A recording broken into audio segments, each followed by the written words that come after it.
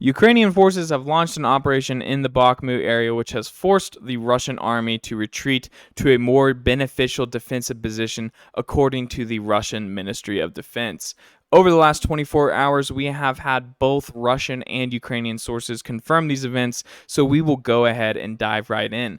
This update will be short and to the point as the battlefield situation is changing rapidly, and I want these updates to reach you guys in a timely manner while they are still relevant.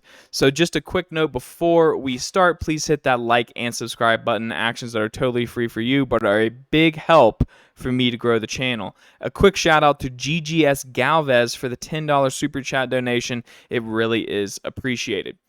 Now, in terms of the front lines, we are going to focus on the northern flank in the area of the Kromove Road. Now, this area was subject to very heavy fighting and some dramatic news updates over the last couple of weeks as the Russian forces inched closer and closer to cutting off this road one trench at a time. At one point, they likely achieved this simply by getting so close to the road it could no longer be used. The only real evidence we have of this is the fact that video footage of Ukrainian reinforcements traveling up and down the road abruptly stopped over the past few weeks, and it appears they have now been taking a different route. Yesterday, Ukrainian forces launched an attack slightly to the north of where the heaviest fighting has been taking place. Ukrainian formations managed to break through Russian lines near the railroad that dissects the battlefield, and this forced the Russians into a retreat. The Russians in the area decided to set up their defensive positions along a string of forests and small ponds that run between Berkivka and Kromove. There are also reports of Ukrainian assault actions further to the north of Bakhmut in the area of Bilogorovka, Donetsk Oblast. There is also fighting to the south near Mayorsk, which is in the areas between Toretsk and Gorlovka.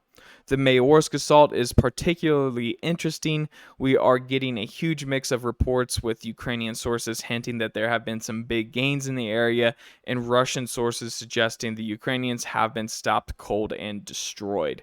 Just a quick reminder to everyone that this is much more activity than we typically get from the Ukrainian battlefields, and I am warning you that the amount of fake news and propaganda you see on a daily basis will dramatically increase. But that is why you follow this channel. I am neither pro-Ukrainian nor pro-Russian. I will tell you what I think of the situation on the battlefield, whether it's contradictory to either side's narrative. It doesn't bother me to say what I think is bullshit. Here is a great guide that I posted a while back on Twitter that might help you in deciphering the propaganda from both sides. It's titled, it's kind of a funny article. It's titled The 10 Basic Commandments of Military Propaganda. The first commandment is we do not want war. We only defend ourselves. Number 2, only our enemy is responsible for this war. Number 3, the leader of our enemies is evil by nature and has the face of the devil. Number 4, we are defending a noble cause, not our selfish interests. Number 5, the enemy deliberately commits atrocities, and if we make mistakes, then unintentionally. Number 6, the enemy uses an illegal weapon. Number 7, we bear very few losses. Enemy losses are huge. That one is particularly important. You hear that all the time. Number 8, recognized intellectuals and artists are on our side. Number 9, our cause is holy. And number 10, whoever doubts our propaganda is a traitor. He helps the enemy. Now, it's probably smart to keep these in mind whenever you're reading some war updates. Virtually every bit of information has one of these narratives hidden in it, and I am referring to sources from both sides. Now we have an update from the Bilogorovka area of the Lugansk province.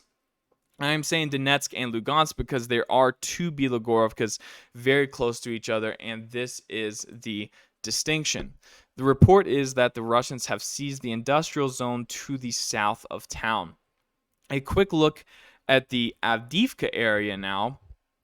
We also have reports of Russian assaults on the town. Syriac maps, along with other sources, are reporting that the Russians are trying to assault Avdiivka from the south. At the same time, an attack from Kruta Balka managed to bite off a sizable chunk of Ukrainian territory near the lakes. This is actually a residential area with around 50 structures, plus or minus, and several large fields and forested areas. So, looking at the entire battlefield, this is the situation.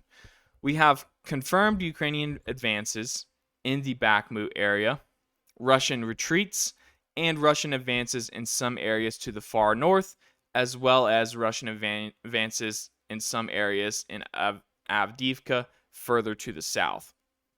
We also have reports that we cannot confirm. Some sources also speak of Ukrainian advances near Kupiansk, Kreminna, and the areas around Donetsk. I have not seen reliable reports on these areas, and it is possible that this is an information operation originating from one side or the other, whether it's the Ukrainians trying to tell everyone that they're putting pressure on the Russians in multiple flanks, or if it's the Russians themselves trying to spread news that they were repelling more Ukrainian offensive operations than they're not. As soon as I get more information, I will give you guys another update, but for now, that is it from me until next time.